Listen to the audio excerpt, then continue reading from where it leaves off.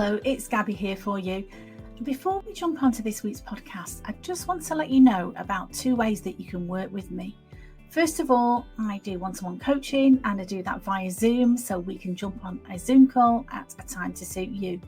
The second thing I've got for you is an online coaching course that's 12 modules that you can download straight away now. There will be a link somewhere around these podcast notes. And this is the course that I've designed, and it's got everything in it that I wish I'd have known when I finished cancer treatment and I was lost. So you can download that course now and you can start working towards making this your happiest and healthiest year ever. I'd love to hear from you. Let me know what you think. Take care. Bye-bye.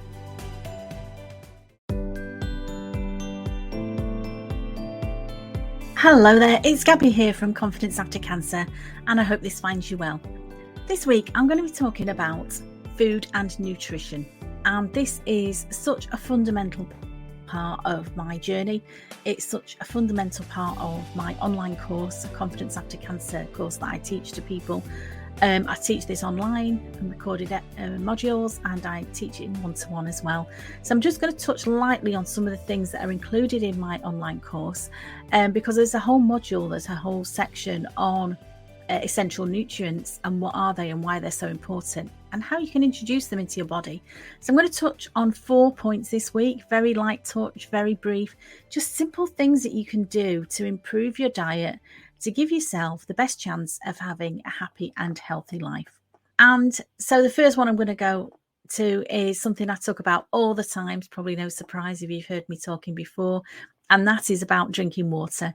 And it's such a fundamental part of health and well-being, but so many of us are dehydrated. And one of the things I learnt on my nutritional healing course was so many illnesses start with dehydration. And it really is the basic thing that you can do to be well and happy. And so many people say, oh, I don't really like water, but there's different ways you can get water into your life. Myself, I try to drink my 2 litres every day. I've set myself a target now. If I'm sat working at my desk, as I am some days, I'll drink my 1 litre bottle at the side of me, and I'll drink that before lunchtime. And so that's something I can tick off, a little achievement of something, a little step that I've done that my future self will thank me for, because I'm doing these little steps every day to make sure I'm giving myself the best chance of living a long, happy and healthy life. So drink water. And if you don't like water, if that's something you struggle with, think about different ways you can get water into you. So it could be fruit teas. There's so many fruit and herbal teas that you can take now. Normal black tea and coffee don't really count because they are dehydrating as well. So I don't think of you having 8 cups of coffee a day that you're getting the hydration, because you're really not. But there's so many things that you can drink. It may be you take some unsweetened cordial. I know a lot of people that drink that and drink your 2 litres of water a day with the cordial. That's fine as well. You can put fruits in to flavour it. You can get these little bottles now, can't you, with a little cage sort of thing that you could put strawberries or lemon or lime or peaches or whatever you want to flavour your water with. Make it fun, make it something that you enjoy doing. Because my next tip is to enjoy your food. And I may have referenced this before in a podcast because it was something that kind of took my breath away.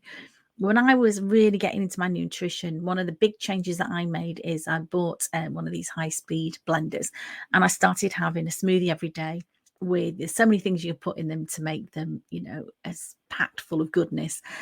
But I was having my green smoothies, and I really enjoy a green smoothie.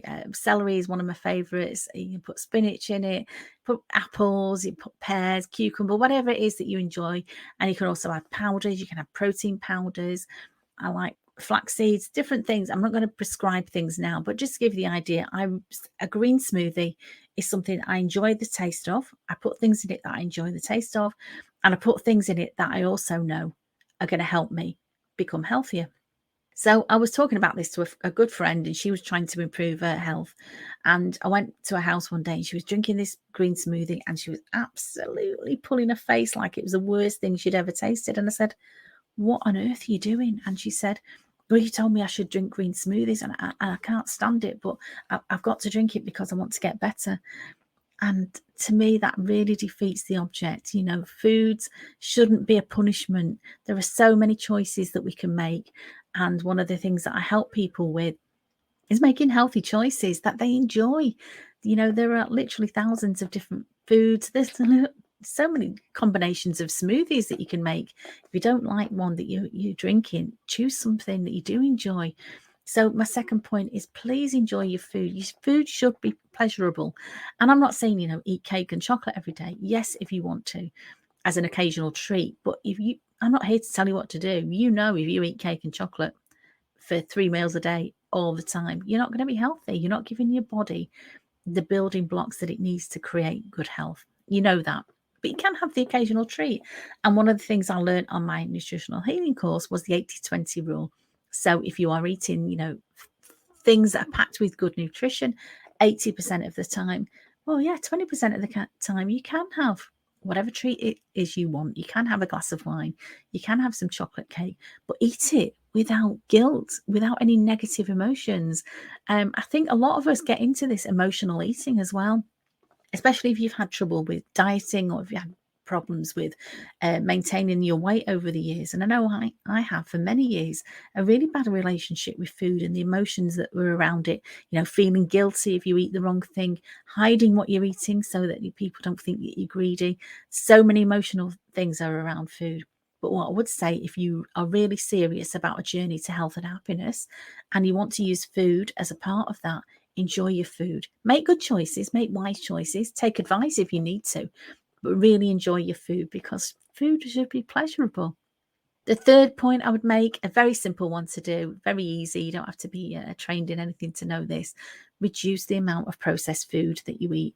There are so many chemicals in so many of the things that we eat. So just be mindful of the fact that if it's in a box, if it's in a packet, if it's got ingredients listed on the back of it that you can't even say and you can't recognize, it's probably not the best thing for you. If you can, ideally you'd want to be eating fruit and vegetables that have been grown locally, not packaged at all. Hopefully you've got a good supermarket or a good shop near you where you can access these things. Some people live near allotments or farmers markets are really great as well. Artisan market near me sells really good fresh produce that people have produced locally. But just be mindful of the facts. And somebody said to me once, when you go into a massive supermarket and you've got all these aisles, and I've got a big supermarket near me, and there's one little aisle that's called health foods. So if that's the health foods, what is the rest of it? Unhealthy foods. And again, no judgment here. And I'm not trying to make anybody feel bad about what they eat. I'm asking you if you'd like to take responsibility for your health and happiness by eating less processed food. Because I really believe that, we've come to almost accept that so many people being ill, 1 in 2 people getting cancer is now what we're living in. Is that normal? Is that right? I don't believe it is. And I think we can make healthy choices. But again, I'm not here to judge anybody. I'm here to say, empower yourself. Reduce the amount of processed food that you eat, because that amount of chemicals that is in some of these foods is really not good for you. So just be mindful of it again. Again, the occasional thing that you eat is not going to hurt you. But if you're regularly eating processed food day in, day out, sooner or later, that's going to take a toll on your body. So we don't want that, do we? Okay. The last point I would make is about eating seasonal food. And this is one of the pillars that I teach again in my online course when we look at nutrition basics. It's think about things that are in season. And I'm really mindful now when I go to my local supermarket. I don't want to be eating fruit and veg that's been flown halfway around the world. I just don't see the need in it. If it's not local and it's not in season, then I'll wait until it is in season until I eat that particular thing.